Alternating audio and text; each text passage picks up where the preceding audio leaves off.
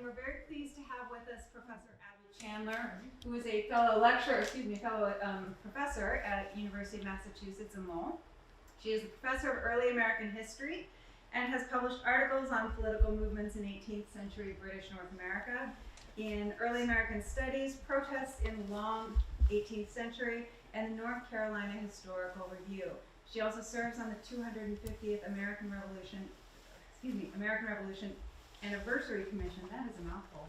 I have to look it up every time. Every single time. That should be an acronym. We are very pleased to have her with us tonight, and we look forward to your presentation. Thank you so much. Well, thank you to all of you for coming, and we have time for questions at the end. So if you think of anything you'd like to know more about, hang on to that thought. So I'm here because after years, Can you speak into the microphone, I please? don't think it's on. It should be. Is it on? I don't, oh, it is. It wasn't before.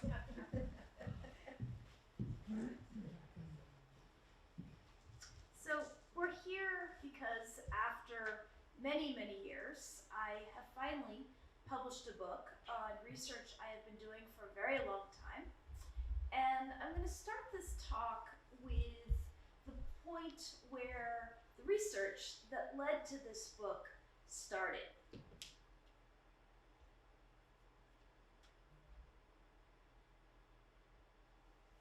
And that was way back in 2005.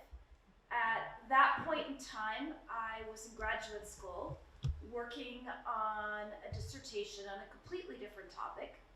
But I was interning at the Newport Historical Society in Newport, Rhode Island. And one of the houses in their collection is the one you see on the screen here, the Wanton Lyman Hazard House. And in the 1750s and early 1760s, it belonged to the man in this portrait. His name was Martin Howard. And about at that time, pretty much the only two things that the Newport Historical Society knew about Martin Howard were: one, he was a loyalist, a man who remained loyal to the British Empire during the American Revolution, and two, he lived in a house in their collection. And since I was working on a PhD in early American history, they assigned me to do more research on him so that they would be able to incorporate that into their program. So that was where my interest in Martin Howard first began. And while I was just searching through records trying to find anything about him, I came across this passage. And as many of you in this room know, I am a passionate, one might say obsessed, gardener. And I came across this phrase in a letter that he sent to his friend James Ardell in 1777, and I just fell in love with it, because a man who was an active politician, a chief justice of a colony, who says, you know, at the end of the day, what might matter most is that I was able to grow 2 blades of grass where once there was one, was a man I needed to know more about. So I kept researching him long after that internship had come to a close. And this is just a brief introduction to major events in the life of Martin Howard. He was born in Newport, Rhode Island in 1750. He supported the Stamp Act during the Stamp Act crisis in 1765. He was forced to leave Rhode Island that same year. I'll talk more about all that. He was appointed as the Chief Justice to North Carolina. He oversaw the Regulator Rebellion trials. He was forced to leave North Carolina in 1777. He died in London in 1781. This is a man who had an extremely busy life. And so this particular set of experiences became the framework and the backbone for my book, with Martin Howard and his family at the center, but with the events of the Stamp Act crisis and the Regulator Rebellion as a larger framework, as I was looking at them in context with his life. Now, if I were to tell you about all of that, we'd be here all night. So, instead, what I'm going to be telling you about is the Stamp Act crisis, and I'm going to focus particularly on the Stamp Act crisis in Massachusetts, because we are here in Massachusetts, and the Stamp Act crisis in Rhode Island, because Martin Howard experienced it in Rhode Island. And for anybody who is desperately racking their brains right now for high school or college history, what was the Stamp Act crisis? Well, I'm a professor, I teach, so we're going to do a little back history. The 7 Years' War, which was famously the first global war, as Winston Churchill referred to it, with a portion of it fought here in North America, known as the French and Indian War, came to a close at the Treaty of Paris in 1763. And at that point in time, Britain had won the war, and they now had land in North America, and they had land in Africa, and they had land in Asia, and this was great, except for the piece of the story that was not great. They also owed £150 million to European banks, because during the war, to finance the buying of guns and ammunition and paying soldiers, they had been borrowing money. And that £150 million is their money, not ours. They owe, in modern terms, trillions of pounds. And now it has to be paid back. So this is a piece of the story we tend not to think about here in the United States. In 1763, the Prime Minister of Britain, John Stuart, Lord Bute, announces a tax on cider. And cider at this point in time is the major crop that's coming out of what's known as the West Country, the counties of Somerset and Devon and Cornwall out and Dorset out in the southwestern part of Britain. And the cider that they're talking about is what we call hard cider, alcoholic cider.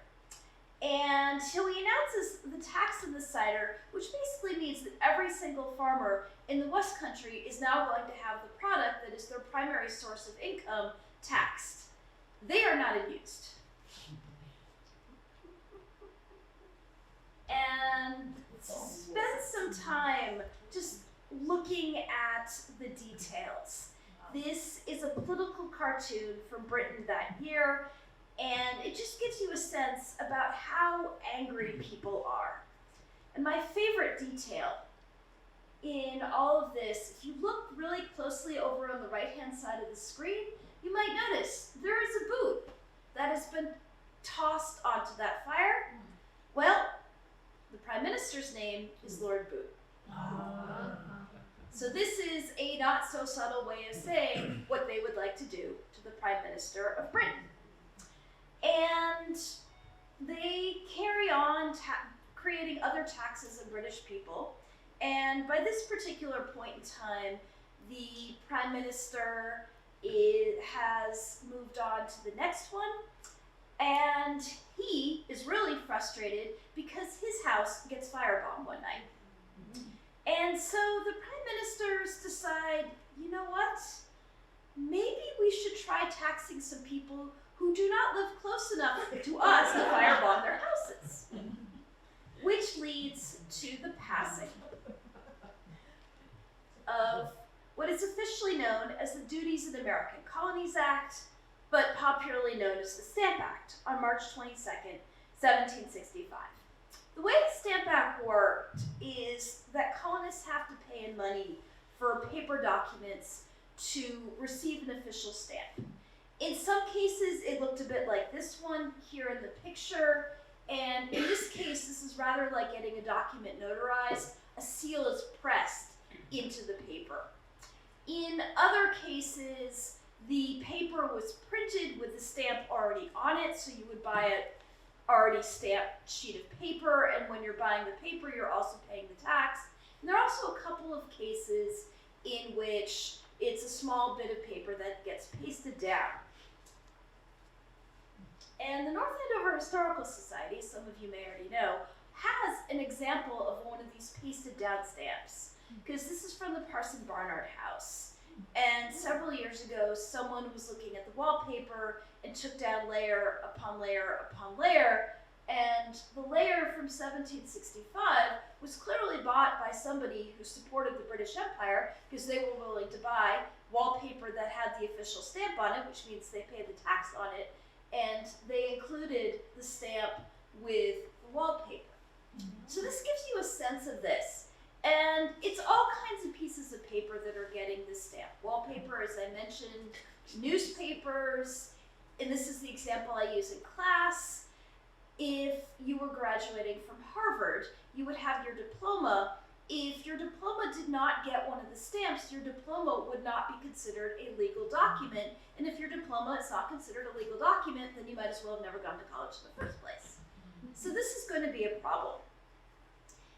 Incidentally, Britain had been doing a stamp tax on British people living in the British Isles for years. This was something people there were used to, and it helps to explain why they've decided to do it here in the colonies, because it was working fine there, so why not try it here? And interestingly, this is actually still something they do, because some years ago I was reading a novel written by a British author, and the heroine of it was talking about how she'd bought a house some years earlier, and she saved up money for the down payment, she'd saved up money for the stamp duty, and I looked at that and thought, huh, they're still doing this. So anyway, all right, so colonists now have to pay the duty on their official documents and their wallpaper and their playing cards. Incidentally, Bibles and textbooks were both exempt from the stamp tax, and I found that really interesting. And they're not happy. And this gives birth to this period that we know as the Stamp Act Crisis. But one of the points that I make in my book is we tend to think of the Stamp Act Crisis as this collective thing. The reality is that how you experience the Stamp Act Crisis had a lot to do with which colony you lived in. And we're going to be looking at how did people in Massachusetts experience the Stamp Act Crisis, and how did people in Rhode Island experience the Stamp Act Crisis. And the place that I am going to be starting looking at each of these is the political situation and the government of each of these individual colonies, because how your colonial government worked dictated how your colony would experience the Stamp Act Crisis more than anything else.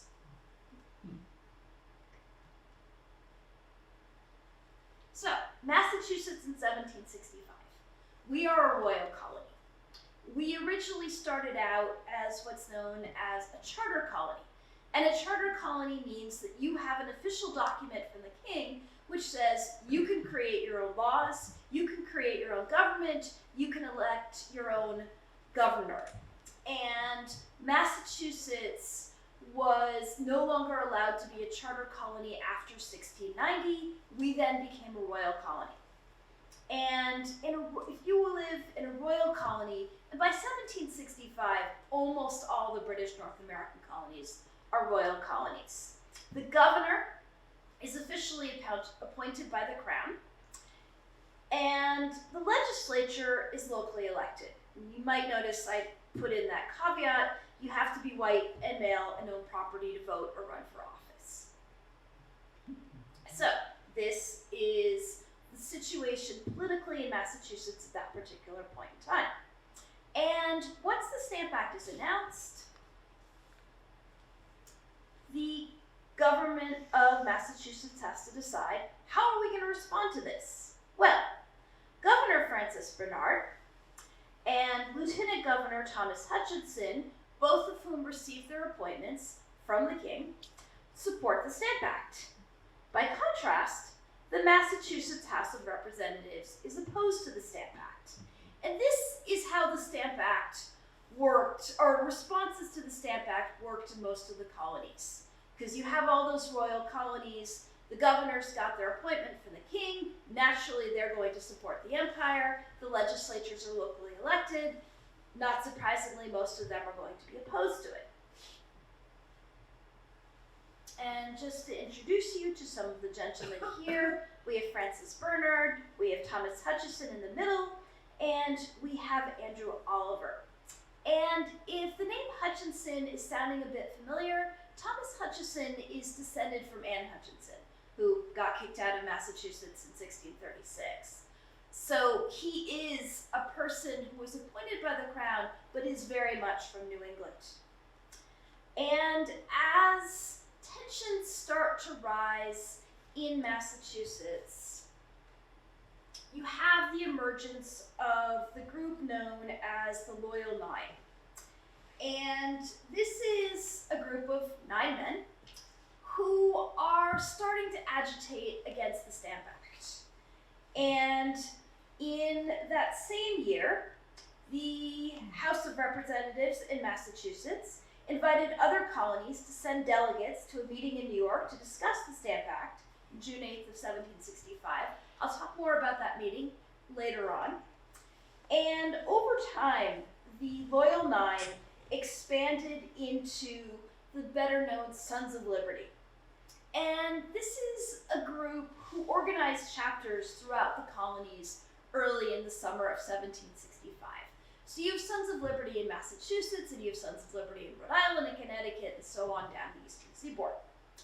And all of them are really not happy with the Stamp Act, and all of them are also really not happy with Francis Bernard and Thomas Hutchison, the governor and the lieutenant governor, and also Andrew Oliver, who is the stamp tax master in Massachusetts, and who incidentally is also Thomas Hutchison's first cousin. That's how he got that particular job. And tensions just explode in the summer of 1765. And an effigy is something I'm going to be talking a lot about this evening. And this is something that is a holdover from the medieval period. If there was someone you didn't like, usually someone in politics, you would create basically a scarecrow, and it might be dressed in the kind of clothing that the person you didn't like usually wore, and then you would stick a label on it saying this is so-and-so, and you might stick other labels on saying, and this is why this person is a terrible, horrible person, and then you would hold a riot or a protest of some kind, you would erect gallows, and then you would hang those effigies. Incidentally, back in 2010, during the financial crisis, I read a report that there were effigies of bankers being hanged in London in 2010. So this kind of symbolism is still with us. And I was once talking about this in class, and a student from India told me that he also had seen effigies hanged in protests in India. So again, we're not that far removed. And if you look really, really, really carefully on, so we've got the effigy on one side of the tree, look really carefully on the other side of the tree, there's a boot hanging there. This is a reference to Lord Boot. So clearly these are people who've seen that political cartoon of the cider protests. And so there's a small scale riot on August 14th. And then there's a really big riot in Boston on August 26th, 1765. And as you can tell from this picture, things just got wild that night. They gather initially on Boston Common. They're hanging effigies of Hutchison and Oliver, and their crowds roaring through the street. They go to Thomas Hutchinson's house and attack it. And interestingly enough, in the days after that, Hutchison's ruined house became a tourist attraction. People would travel into Boston just to see the destroyed house. All right, so things have finally calmed down in Massachusetts. I'll pick up with that story at the very end. We're going to switch now over to Rhode Island. Rhode Island is one of the last two charter colonies left in British North America. And Connecticut is the other one. This means, because they are charter colonies, their governor is locally elected. Their legislature is locally elected, with the same caveat that you have to be white, male, and own property to vote or run for office. But the fact that the entire local government are men from Rhode Island who were elected by men from Rhode Island means that Rhode Island is going to enter the Stamp Act crisis in a very different place than they are in Massachusetts. It's no fun if your governor thinks the Stamp Act crisis is a bad idea.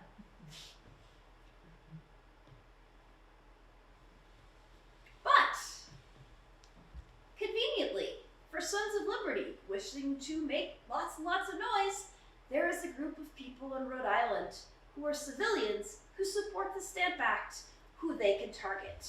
So, Samuel Ward says, Stamp Act bad. Rhode Island legislature says, Stamp Act bad. Instead, and here's where we get back to Martin Howard, we have the group known as the Newport Junto. And a junto is a term that refers to a small political organization. They were very popular at this point in time. Benjamin Franklin has one in Philadelphia. And the members of the Newport Junto that we know about are Martin Howard, who I talked about earlier, Thomas Moffett, Augustus Johnson, Peter Harrison, John Robinson, George Rome, and Benjamin Wickham. And they formed this group in 1764. And the first thing that they start doing is advocating for Rhode Island to become a royal colony. These are all men who support the British Empire. They feel that Rhode Island is a political disaster who is in need of good leadership, and good leadership can only come from somebody appointed by the crown. So that's one of their activities. The other of their activities prior to the Stamp Act crisis is they're advocating for home textile production in Rhode Island. And I spent a lot of time looking into that, so if anyone has more questions about what was going on with that, I can answer those later on. But the thing that the Newport Junto is really known for, with cause, is their support of the Stamp Act during the Stamp Act crisis. And here's where we really start to see Martin Howard emerging. And he, of course, supports the Stamp Act, and he publishes this pamphlet very early in 1765. And one of the things you might know about this time period is that if you have a lot to say about something, you write a pamphlet about it. Probably the best known of the pamphlets from this period is Thomas Paine's Common Sense. So, this is Martin's pamphlet. A letter from a gentleman at Halifax to his friend in Rhode Island. This sounds a little odd because he's in Rhode Island, but at that point in time, Halifax, Nova Scotia was the seat of the British Army and Navy. So to say that you were a gentleman at Halifax is code for, this is going to be pro-empire, everybody. And so this is published in 1765. And reading this was part of my research that first summer in 2005 during my internship when I was reading about Martin Howard. And this is another of those documents that just had me thinking, I need to know more about this man. So these are some excerpts from the Gentleman at Halifax pamphlet. I fancy when we speak or think of the rights of freeborn Englishmen, we confound those rights which are personal with those which are political. Our personal rights, comprehending those of life, liberty, and estate, are secured to us by the common law. And that just fascinated me. He is using the exact same set of words from John Locke that Thomas Jefferson will use in the Declaration of Independence to explain his support for the Stamp Act. And this became a core part of the arguments I was making in this book these are all people who are from the same world, who are using the same language to express why they are on opposite political sides of each other. So, he feels your personal rights are backed up to the nth degree, but your political rights as a colonist are decided by Parliament. He draws a distinction between these. The men who support the revolution see these as being completely and totally entangled. The one is equal to the other. So, not surprisingly, things are about to go badly for poor Martin Howard. On August 27th, the day after the really big Stamp Act riot in Boston, things fall apart in Newport. The painting here was done in the early 1800s, but it is pretty much what the Newport Parade would have looked like in 1765. If you're at all familiar with Newport, the brick marketplace, which you can see there in the center of the picture, is still there. That was, by the way, designed by Peter Harrison, one of the members of the Newport Junto. This stretch here is now Washington Square. And on August 27th, 1765, they hang effigies of Martin Howard, Thomas Moffett, and Augustus Johnston on the Newport Parade. These, of course, are all men who were members of the Newport Junto, known to support the Stamp Act. And fortunately, someone wrote down the labels on them. And I found these really interesting. That fawning, insidious, infamous, miscreant, and parasite, Martinus Scriblarius, that last one was actually a pun on his name, because it was a pen name that Alexander Pope used periodically in his pro-Tory, pro-royal government in London. So it's a coded reference because these are all people coming from the same political and cultural background. But it's the bottom one that I found utterly fascinating. We have an hereditary, indefeasible right to a halter. Besides, we encourage the growth of hemp, you know. You might remember my mentioning, one of the things the Newport Junto does is to advocate for more textile production in Rhode Island. They're arguing that Rhode Island ought to be growing hemp, which is made into rope, which is something the British Navy desperately needs. So they are deliberately referencing that pro-textile production argument, even as they are saying, we'd really like to kill you, Mr. Martin Howard. The following day, Howard and Thomas Moffat's house is right around the corner from Martin Howard, are attacked. And the description of the attack is just brutal. They broke down the door, they broke in the windows, there's descriptions of people throwing chains up over the roof, trying to pull the house down around the chimney. The house survived, but it was in pretty bad shape. And in the early 2000s, they did an archaeology dig in the backyard of the Wanton Lyman Hazard House. One of the things they found were pieces of a punch bowl which date to the early 1760s, and they're wondering, was this broken in the attack, tossed out the window, did it then sink into the earth? And so was this a punch bowl that belonged to Martin Howard? So, things are, again, not going too well for Martin Howard. He and Thomas Moffat have to flee for their lives. They will board a British naval ship 2 days later, travel to London. They will testify before Parliament about the events of the Stamp Act crisis. There's a line saying their testimony was given, and I quote, without passion or prejudice.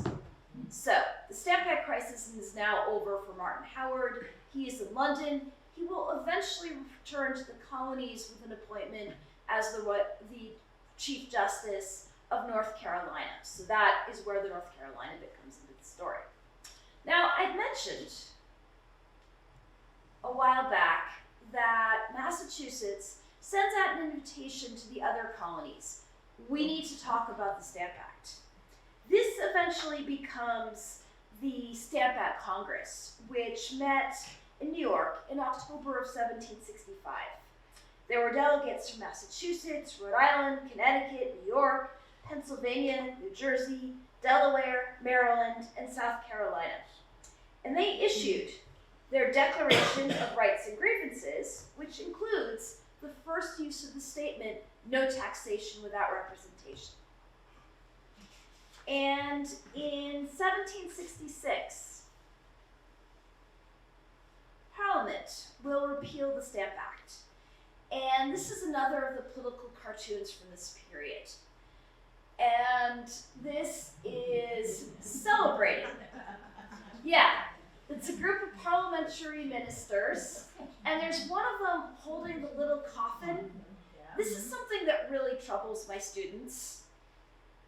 The 1760s are a period of very high infant mortality. So everyone looking at a small coffin would think, oh, that's a coffin belonging to a baby.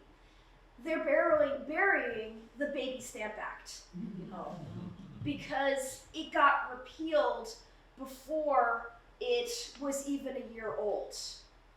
So, a little baby coffin for a little baby law. And from there will be the Townshend Acts and the Boston Tea Party and Lexington and Concord and the American Revolution and so on and so forth. But for our purposes, the Stamp Act has been repealed and the colonists are quite joyous. So, if you could bring up the lights.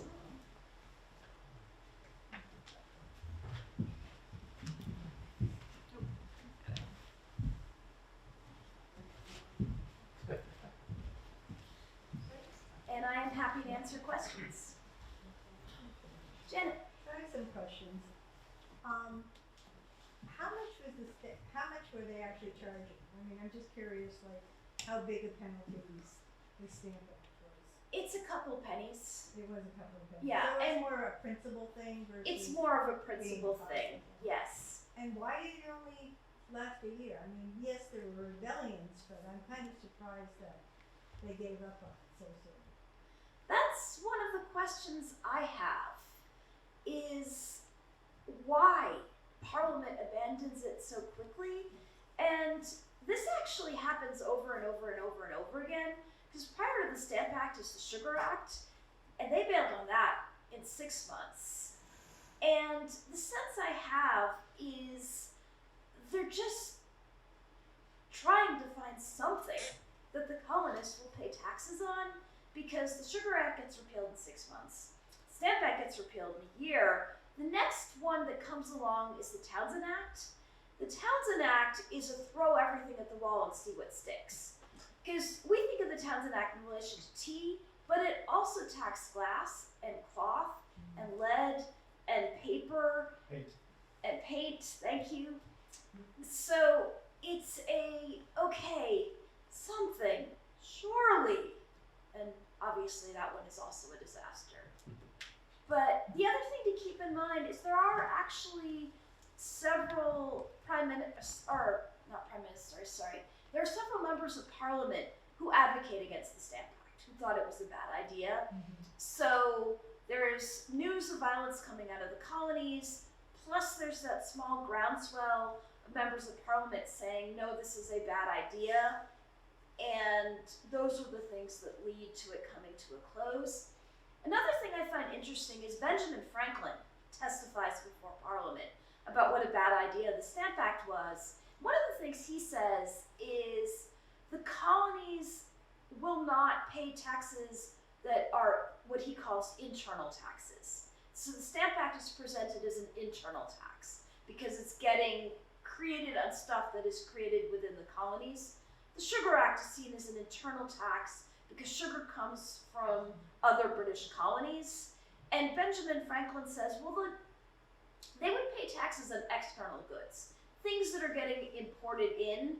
And one of the questions I have for Benjamin Franklin is, did you genuinely believe that, or were you just bluffing? Because nobody wanted to pay taxes on external goods. Can you repeat the question that somebody asked? Yes. Thank you. Yes. At the beginning of your talk, you mentioned something called the regulator Yes. rebellion. Are you going to tell us a little bit about? I never heard of that. Yeah, I can tell you a little bit about that. Yes. So the question was, could I tell everyone a little more about the Regulator Rebellion? So the Regulator Rebellion is a lesser known event in North Carolina. I had never heard of it. And the only reason I became interested in it is because I was following Martin Howard's career, and he had become the Chief Justice of North Carolina. He arrives in 1767. The Regulator Rebellion breaks out the following year, so he gets caught up in the middle of that. What it was, it's in some ways comparable to Shays' Rebellion here in Massachusetts in the 1780s. The colony of North Carolina, very like Massachusetts, has the eastern coastal area, which is where the wealth and the power are in the colony, and it has a growing western region where you have people heading out into the frontier. They're largely small-scale farmers. And one of the problems in North Carolina is a very poor colony. They only have enough money to pay a couple of government positions. So the governor gets a salary, Martin Howard gets a salary, but once you get past the top level positions, the lower level people, the sheriffs, the state appointed attorneys, none of them have salaries. Instead, they have the right to collect a percentage of the fees they collect. So, taxes are collected by the sheriff. So the sheriff comes to your house and says, "Hi, I'm here for the taxes plus 5%, 8%, 10% of the taxes which you have to pay me." And there's no regulation saying what percentage the sheriff can collect. He can collect whatever he wants. Also, there is no regulation which prevents a sheriff from showing up at your house 3 weeks later and saying, "Hey, you didn't pay your taxes. I'm here to collect the taxes." And this is something that all these farmers in Western Massachusetts are very frustrated by, and they complain about it to the colonial government, which is in eastern North Carolina, and the colonial government has absolutely no interest in doing anything about this because the men who are in the colonial legislature, the sheriffs and the clerks, are all their younger brothers and their younger sons and their cousins, and this is a system that is working great for the powerful eastern families.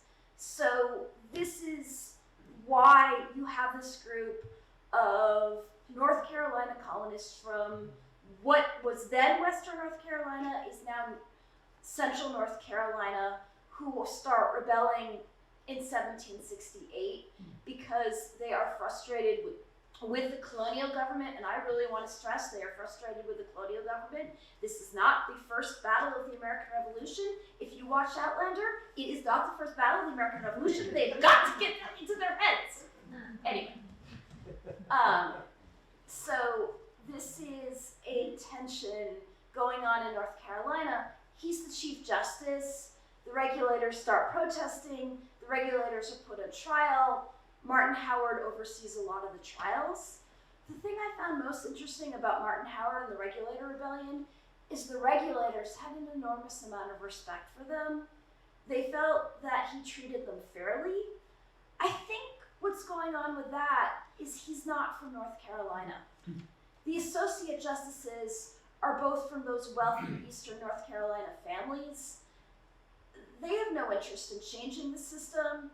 Martin Howard has a very strong sense of what things should be fair, and he sees this as being wrong, and he actually advocates for the regulators. So, in a nutshell, that is the Regulator Rebellion. Thank you. I noticed when you listed the states that went to the Stand Back Congress, it was all down the coast and then jumped over North Carolina to South Carolina. Why did North Carolina not go? Or Virginia. Or New Hampshire. Oh, right, okay. Okay, Everybody knows different ones. all right. I'm going to answer North Carolina and Virginia together because it's the same answer, and then I'm going to answer New Hampshire.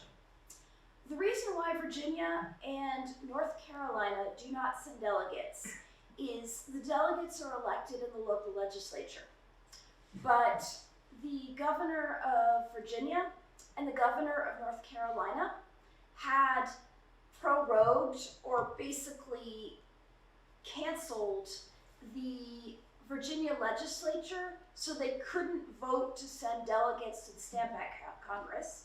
And Governor Tryon in North Carolina did the exact same thing. So that's the reason they don't have delegates, because the only way you're allowed to send delegates is if they are elected by the legislature. And the legislature can only meet if the governor calls them into session. And any of you who are familiar with the British Civil War in the 1640s, one of the reasons that happened is because Charles I of England refused to call Parliament into session for 11 years. So there's some similarities there.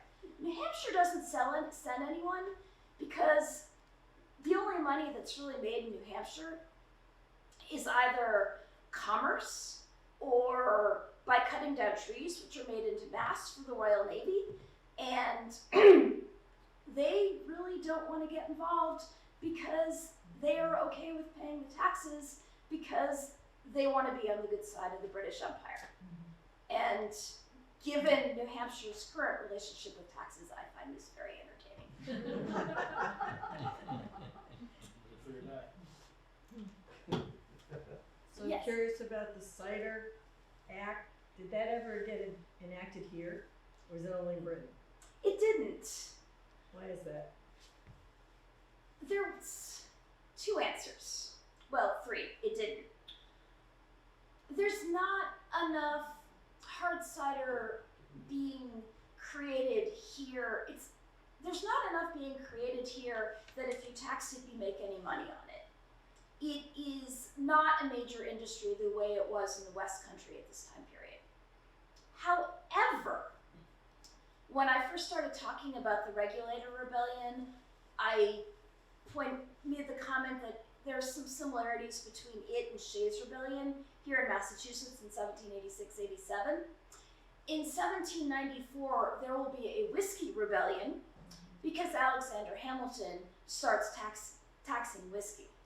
So that's where we have a variation on that theme.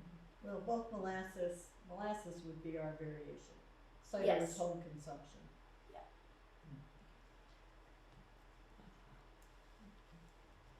The stamp you showed over the Barnard House is PABEB. Is what's on the bottom of it. Is that how it's spelled? Paper? Like, well, PAPEB. I'm not sure what that's in reference to. I've always wondered that, and I've never been able to figure that out. I'm wondering if that was a local reference to something in Britain, because the stamps come from England.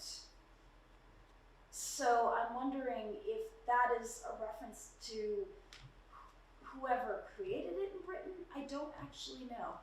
I was wondering when I saw it in the house because if you look up, there was no consistent language. No, The letters weren't even the same, right? So no. I didn't know if that was some hangover or something. We didn't, like it said paper. Yeah. There about it.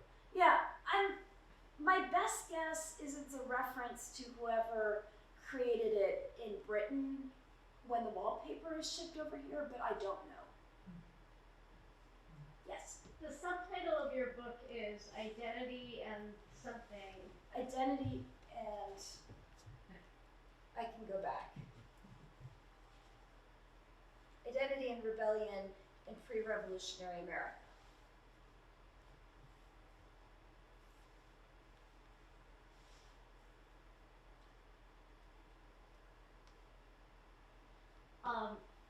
What do you mean by identity? So what I mean by identity, and the question is, okay, why do I have that phrase, identity and rebellion? You might remember mind mentioning a couple of times that part of what I found so interesting about the writings of all of the people involved in the Stamp Act crisis and then eventually the American Revolution is that they're all borrowing from the same political and cultural language. And this is something I expand on a lot further in the book, but Martin Howard's arch enemy in Rhode Island is Stephen Hopkins, who's a man who's a lot better known. He is eventually going to be at the Continental Congress. He signs the Declaration of Independence. He also publishes a pamphlet around the same time as Martin Howard's. And his, of course, is pro-Stamp Act. And the two of them are really interesting because their backgrounds are virtually identical. They're from Rhode Island. I didn't talk about this here, but they're both involved with libraries. Martin Howard is active in the Redwood Library in Newport, Rhode Island. Stephen Hopkins is active in the library that is now the Providence Athenaeum in Providence, Rhode Island. They both have legal careers. Martin Howard is an attorney at the time of the Stamp Act crisis. Stephen Hopkins is a judge. Martin Howard will become a judge. So you look at their early careers and they're just step, just in step with each other. And then they have that massive political divide. And the conclusion I eventually came to, and this is, you can see that in the phrasing of Martin Howard, with he's saying, look, we get life, liberty, and estate. This is our personal right. And the political parliament decides. And as far as Martin Howard is concerned, he's got all of the freedom that he needs as a British subject. His rights are protected. There is no need to rebel because it's fine. Whereas Stephen Hopkins' argument is, I am a British subject. I live in North America, but I am a British subject. I am entitled to that life, liberty, and estate, but Parliament is trying to take it away from me. And that is really what I meant by identity. Martin Howard says, I'm British, I've got all the rights I need, my rights are being protected. Stephen Hopkins says, I'm British, my rights are being taken away from me. The only way to maintain my British rights is to stop being British. And so that was really what I meant by identity. The ways in which these people define being a British subject are identical. It's how they feel about how that is respected by Parliament that is the breaking point. Thank you, that's very interesting. You're welcome. Especially with what's happening right now as we talk about identity in the US. Yeah, and again, for me, this is a book project that started in 2005, but it went on hold for 10 years. I was working on a dissertation on a completely different topic. I went back to it in 2015, and as all of you can imagine, 2015 was a really interesting period to be picking up this book. In the long run, I'm really glad I stuck with my dissertation and I waited to do this because this was the right time to write this book. It wouldn't have been in 2005. You mentioned that Martin Howard was trying to get textiles manufactured here, Yes. and there were a number of products that Britain did not allow to be manufactured here. Could you talk a little bit about anything that you discovered on that? Because I think that's part of the whole, I'm British, but Yes. I can't do what I can do in Britain. Yes. And this is back to that identity. When I first came across, the question was, can I talk more about the textiles and being Why British? it's not here? Yeah.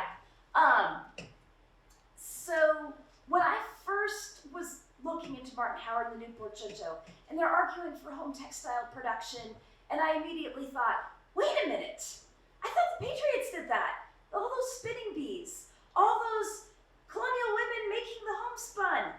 Why are the guys who are going to be loyalists talking about making fabric? And I spent a lot of time wrestling with that question. So, one of the things that Howard and the Newport Junto is advocating for is grow hemp. The idea was that the hemp would then be shipped back to Britain to be manufactured into Rome. So that fits within that. The limits that Britain is placing on colonial production. They don't want the colonies having factories, but they're fine with stuff being made at home. So the other thing that Martin Howard and co. are advocating for is we need to be producing enough cloth that we can clothe ourselves here. So that would not have run up against the British laws. The thing that is really interesting, given that once the Townsend start, the Patriots are all going to be, okay, everybody, make your own cloth, is Stephen Hopkins mercilessly mocks Howard and the Newport Junto for arguing for home textile production in 1764 in the Providence newspaper. So again, I found that fascinating, and I wrote a whole article about that. If anyone would like to read that, you can email me and I'll go back.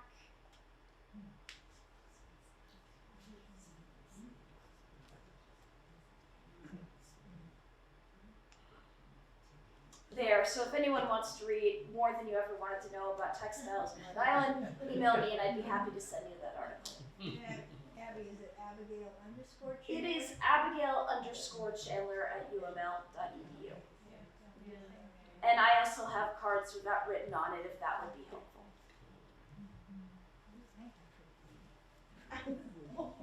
I have a list of questions. How does that look? I've never been able to figure out how much of the debt from the French and Indian War and the 7 Years' War was percentage to us. So you said 150 million. The expense was more than that. That was actually the remaining British bank debt. Yes. Do you happen to have an idea as to how much that actually proportioned to the United States and what happened here versus the rest of the world? That's really hard to untangle because Britain is keep creating it as all the same debt. My guess is it's about a third,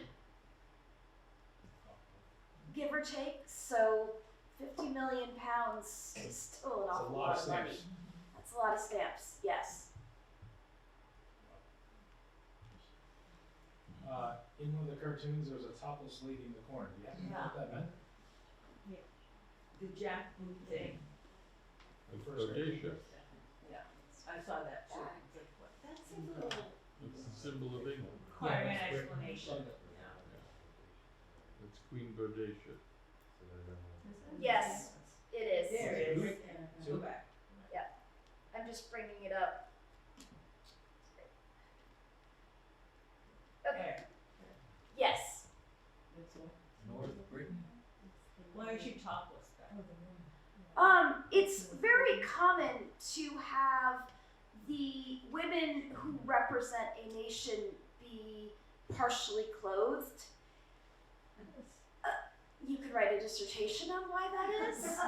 But if you think about images of France during the French Revolution, Yeah. it's always a woman with that linen draped halfway across her.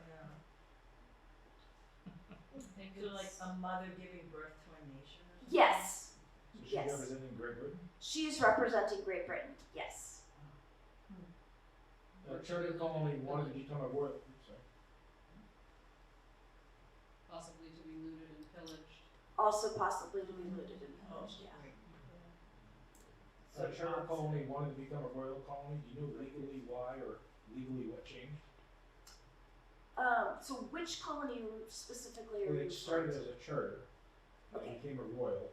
to? Are you talking about Massachusetts here? I'm assuming that legally something changed when that happened. Yes. So how many of you have ever heard of something called the Dominion of New England? Okay, I will briefly explain. In the, I can't remember exactly which, we're in the 1680s. The Stuart kings have got the throne back after 1660, so we have first Charles II. He dies without a legal heir. He's followed by his brother, James II. And James II feels that the New England colonies are a bunch of pesky nuisances.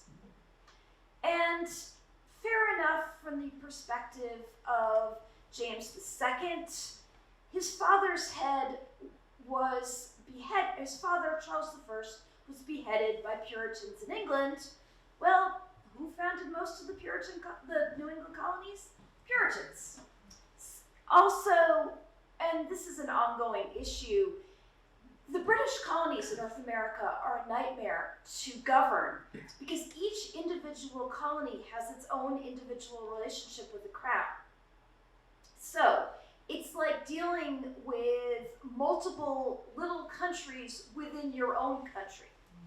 So, James II creates something called the Dominion of New England. I think it's 1686. And what it did was to dissolve the charters, first of the New England colonies, then New York, then New Jersey, and they basically got melded into this one massive colony. So instead of having Massachusetts, which has its own locally elected governor, now all of a sudden we are jammed in with Connecticut, Rhode Island, and New York. And if ever there's something to anger New Englanders, to be crammed in with New York, and then New Jersey, and the person who's in charge of that is appointed by the crown. And the colonists are just furious about this. It will come to a very fast end because in 1689, Britain has something called the Glorious Revolution. What happens in the Glorious Revolution is that James II gets kicked out as king. Parliament strikes a deal with his daughter Mary. And some of this is because James II says, I am king because God said so, and Parliament says, God's got nothing to do with it.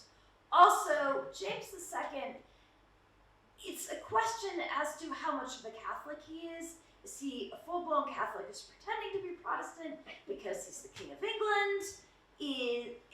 Anyway, and the two reasons why James II gets removed as king is, one, is he a Catholic?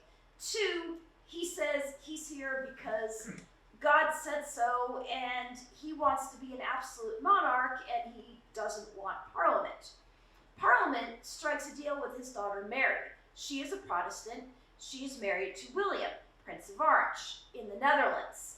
And the deal is, if James will quietly go and live in exile in Europe, Mary and William, or William and Mary, will come to England and will rule England as Protestant rulers who will allow Parliament to be reasonably powerful.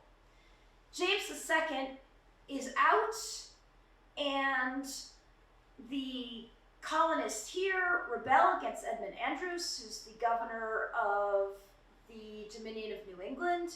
I don't know if this is still the case, but the museum at the Massachusetts State Archives, at least they used to, they may still, have this video of a man pretending to be Edmund Andros, basically gibbering, and after he's been kicked out by the colonists, it's a really weird video. I don't know if they're still doing it. Anyway, he gets kicked out, and the New England colonies in New York and New Jersey appeal to William, who says, okay, fine, you can go back to being individual. However, when Massachusetts gets its charter back in 1690, it was basically you could be an independent colony again, but you have to be a royal colony. So you can either be merged with New York, or you can be an independent colony who's a royal colony, and I get to appoint your governor. It was the best deal going.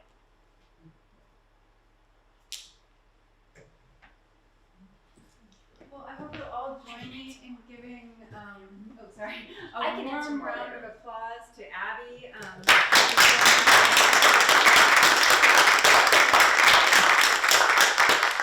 This is my first lecture here. I'm brand new here at the Historical Society, so thank you lecture, and thank you all for such wonderful questions. We both teach at UMass Lowell, and I know that my classes aren't filled with this much like curiosity, which I love. So thank you for that. There are books on sale outside. It's usually the Temper of the Times. So if you'd like to purchase those, and I know Which that will tell you all about the everything you want to Martin know, and I'm sure you'll be around for a few more questions. Yes. Thank you everyone for coming tonight. Come back on November 16th. We've got Martin Popner who's talking about how culture how stories kind of inform all culture. I can't speak tonight. Our culture. So thank you. Thank you.